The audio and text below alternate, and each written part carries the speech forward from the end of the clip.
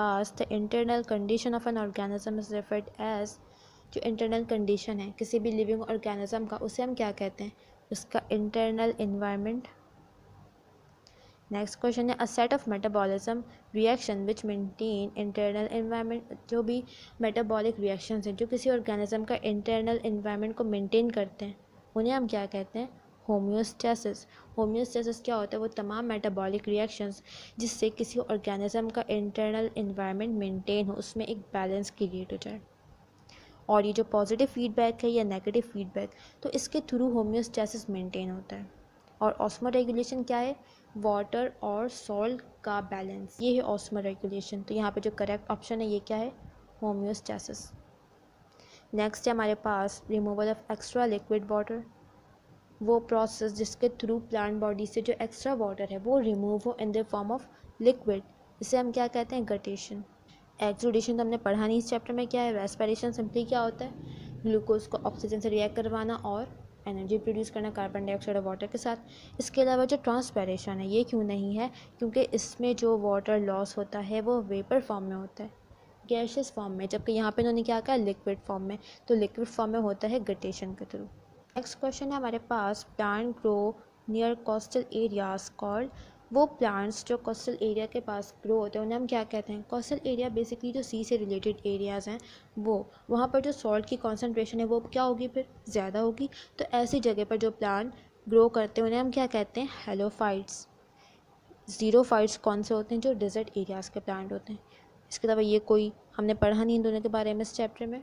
Next question है हमारे पास organ of human body which is considered on the largest organ is, वो organ जिसे हम कंसिडर करते हैं लार्जेस्ट ऑर्गन बॉडी का, वो कौन सा है?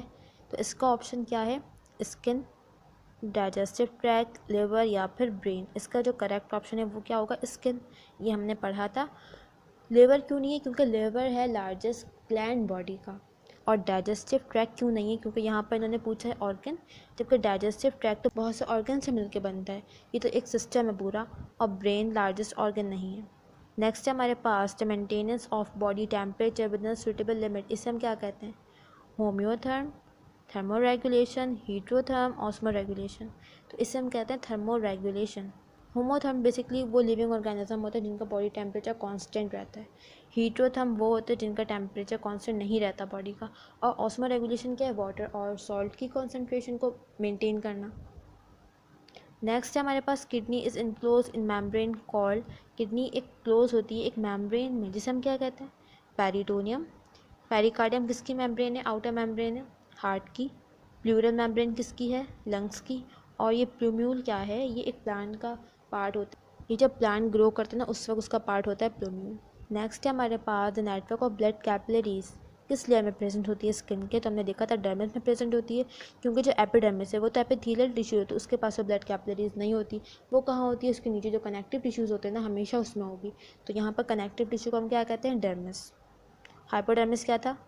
फैट की लेयर थी।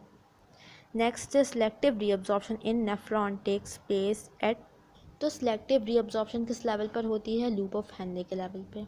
The hormone ADH release from, कहाँ से रिलीज होता है ADH? पिट्यूटरी ग्लैंड से। सो यहाँ पर हमने चैप्टर नंबर 2 होम्योस्टेसिस की एक्सप्लेनेशन और उसकी एक्सरसाइज कंप्लीट कर ली है। अब हम नेक्स्ट वीडियो में स्टार्ट करेंगे chapter number 4 support and movement.